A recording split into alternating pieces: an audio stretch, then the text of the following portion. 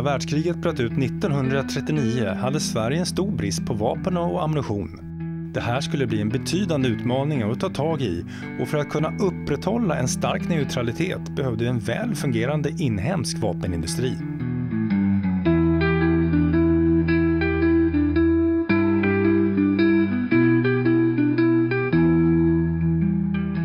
Försvarsbeslutet 1936 markerade en avgörande vändpunkt i Sveriges militära strategi. Beslutet innebar en kraftig upprustning av landets försvarsförmåga, och med det följde en omfattande satsning på vår krigsindustri.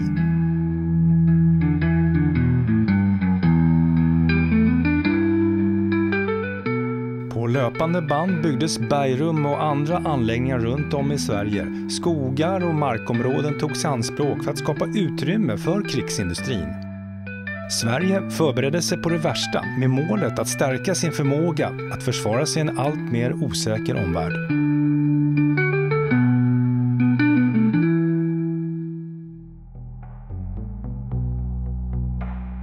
Det här är den första delen av 5 i serien Den dolda industrin.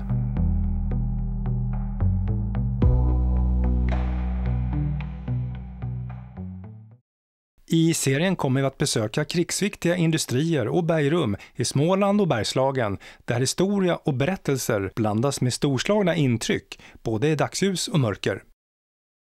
Dessutom kommer vi i det sista avsnittet avslöja vad som hände i bergrummen efter krigets slut. Industrierna och bergrummen som vi besöker i serien är tydliga vittnesmål om Sveriges omfattande förberedelser under andra världskriget och ger en inblick av att Sverige verkligen menade allvar när krigets vindar blåste hårt på 40-talet.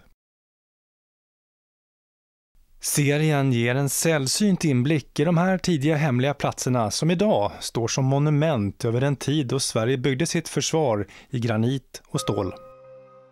Byggnaderna och bergrummen är fortfarande mäktiga att uppleva, trots att naturen och människor har gjort sitt bästa för att dölja verksamheterna. Den svenska vapenindustrin är en framgångssaga trots mutor och vapensmuggling. Framgången beror inte bara på hög anpassningsförmåga och jordnära verksamheter, utan att de här verksamheterna växte fram i Sveriges småstäder där sammanhållningen var stark med en väl utvecklat nätverk bland arbetsgivare och arbetare. Att bygga krut- och ammunitionsfabriker tar tid, vilket kräver att man även måste hitta andra och snabbare lösningar parallellt för att kunna producera krigsmaterial. Nu vänder sig våra politiker och styrande till befintliga industriföretag runt om i Sverige. Sveriges gruv- och järnindustri med anor från medeltiden var definitivt en stark tillgång för vår upprustning. Och metallindustrins produktionskedja skulle nu få nya lönsamma verksamheter runt om i Sverige. Vilket i vissa fall helt omvandlade huvudverksamheten även efter kriget.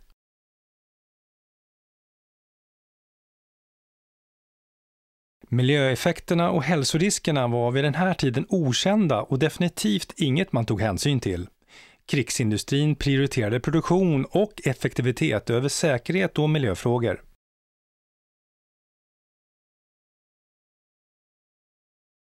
De faror som kemikalier och industriprocesser medförde var därför både underskattade och oupptäckta. Dessutom doldes det mesta av verksamheterna bakom hemligstämplar, vilket innebär att allmänheten och anställda förblir ovetande om de potentiella riskerna.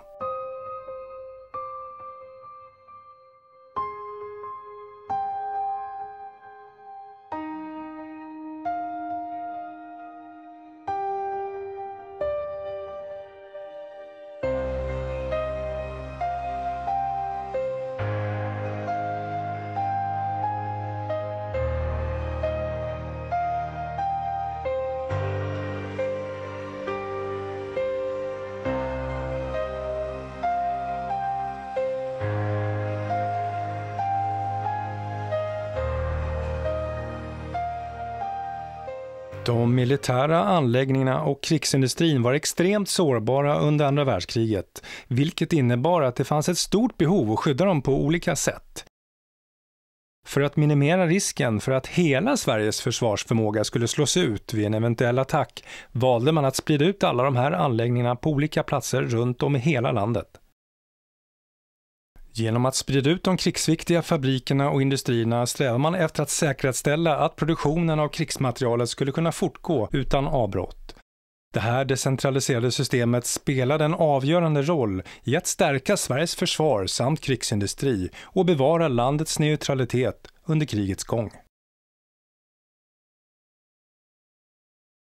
Dessutom bidrog den nya nationella krigsindustrin till skapandet av många nya arbetstillfällen och spelade en viktig roll i utvecklingen av välfärdssamhället i Sverige.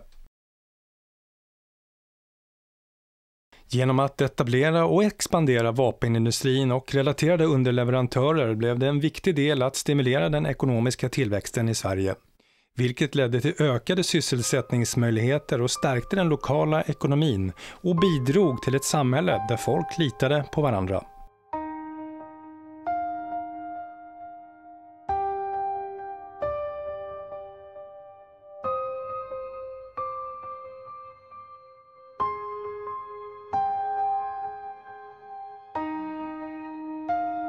Ammunition- och krutfabrikerna i Sverige behövde en väl utvecklad infrastruktur som vägar och järnvägar, gärna i närheten av ett mindre samhälle en bit in i landet. Andra viktiga faktorer var närheten till pappersbruk, kraftförsörjning och andra industrier som var starkt kopplade till tillverkningsprocessen.